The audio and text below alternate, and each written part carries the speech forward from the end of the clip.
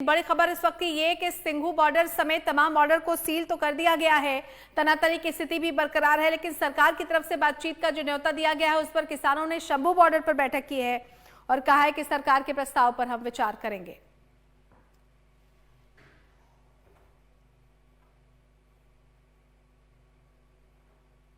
हमारे साथ हमारे सहयोगी अक्षय लगातार जुड़े हुए सिंघू बॉर्डर से।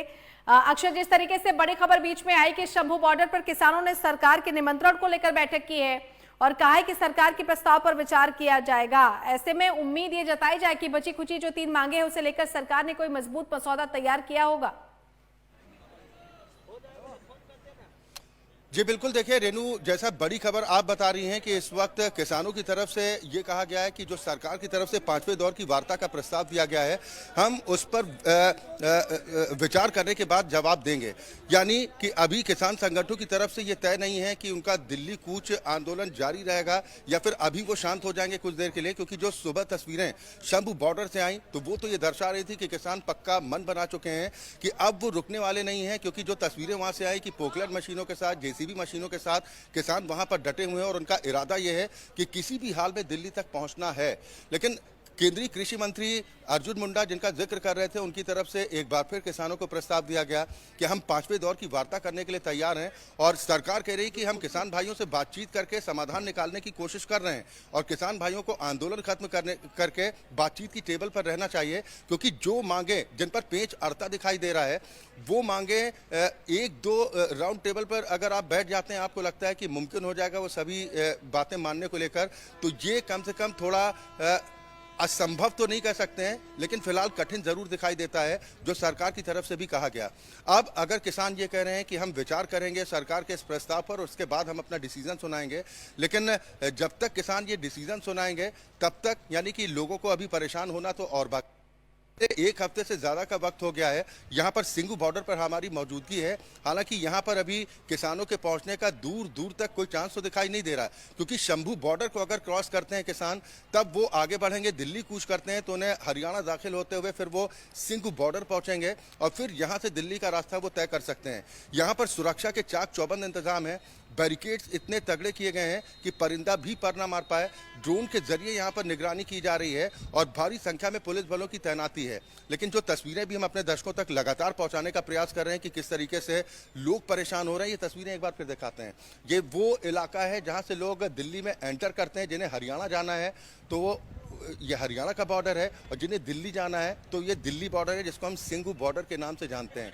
आप देख रहे हैं कि लोगों की यहाँ पर भीड़ अब धीरे धीरे कम होती जा रही है। वजह है कि लोगों को पता है, उन्हें जानकारी मिल जाती है कि आगे रास्ता पूरी तरफ से ब्लॉक है, अगर वो जाएंगे तो सिवाय परेशान होने के उन्हें हासिल कुछ नहीं होने वाला। और यही वजह है कि जिन्हें बहुत ज़रूरी है, कहते हैं ना कि इमरजेंसी जब होती है, लोगों को कहीं पहुंचना होता है तो वो पहाड़ चढ़ने से भी गुरेज नहीं करते हैं। लेकिन सिंघू बॉर्डर को क्रॉस करना आज की डेट में ये कहा जाए कि पहाड़ चढ़ने से कम नहीं है। कुछ ऐसी ही तस्वीरें यहाँ पर हैं और लोग भी, मैं अपने कैमरा पर्सन हरविंदर से कहूँगा, हरविंदर आप जरा इधर आए, कुछ लोगों से भी हम बातचीत करने की कोशिश करते हैं। आप कहाँ से आ रहे हैं? हम यहाँ कंपनी से आ रहे हैं अभी जॉब करके। अच्छा, कितनी दूर से पैदल आना पड़ रहा है, कितनी परेशानी हो रही है? परेशानी तो बहुत हो रही है, मगर ज़्यादा दूर से नहीं, यहीं ऑटो से आए हैं। अच्छा, हाँ, तो ये अगर ज़्यादा लंबा खिंच जाता है तो और कितनी दिक्कत? परेशानी तो बहुत है, हद से ज़्यादा है, वो बता नहीं सकते हैं जी। देखिए, लोग बता रहे हैं कि परेशानी तो हद से ज़्यादा है, उन्हें अपनी कंपनी जाना है, वो एक एम्प्लॉय हैं। सर, आप कहाँ से आ रहे हैं? मैं नरेला से। कितनी दिक्कत परेशानी उठानी पड़ रही है, क्योंकि 1 हफ्ते से ज़्यादा का समय हो चुका है और रास्ते तो पूरी तरह से सील हैं। हाँ, एक तरीका है पैदल पार करने का, कितनी चुनौती है? चुनौती तो बहुत है, इतनी दूर से पैदल चल के आ रहे हैं, इधर से भी पैदल चलना, उधर से ही पैदल चलना। जी, कोई दफ्तर जा रहा है, किसी में प्रतिष्ठान खोलने हैं, समय पर तो नहीं पहुंच पा रहे हैं लोग। नहीं, मैं तो डॉक्टर के पास गया, मेरे से तो चलना वैसे ही मुश्किल है, अब पैदल वैसे चलना पड़ रहा, बहुत मुश्किल से जा रहा हूँ। आपको नहीं लग रहा सिंघू बॉर्डर क्रॉस करना आज की डेट में पहाड़ चढ़ने से कम नहीं है? बिल्कुल बिल्कुल। क्या कहना चाहेंगे सरकार से, और या जो किसान कह रहे हैं कि जब तक सरकार मांग पूरी नहीं करती तब तक हम पीछे नहीं लौटेंगे? देखो, किसानों की मांग जायज़ है, कोई गलत नहीं है, लेकिन हम तो ये कहेंगे कि जैसे यहाँ पे इतना इंतजाम किया हुआ है, ऐसा अंतर्राष्ट्रीय सीमा पे करो, रोहिंग्या ही नहीं आएंगे, ना समस्या बनेगी।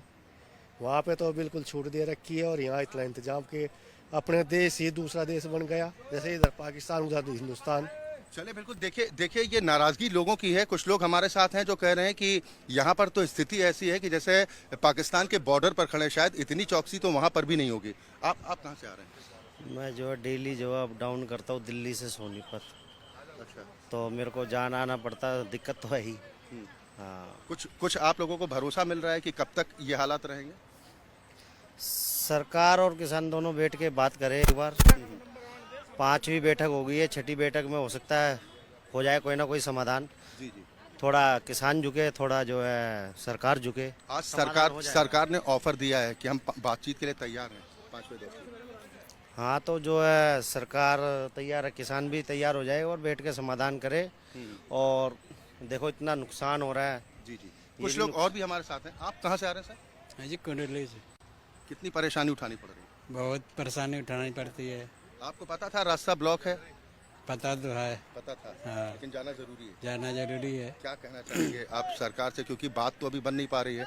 सरकार ने आज भी प्रस्ताव दिया किसान भाइयों को कि हम 5वें दौर की वार्ता के लिए तैयार हैं, और अब किसानों की तरफ से भी कहा गया कि हम सरकार के प्रस्ताव पर विचार करेंगे।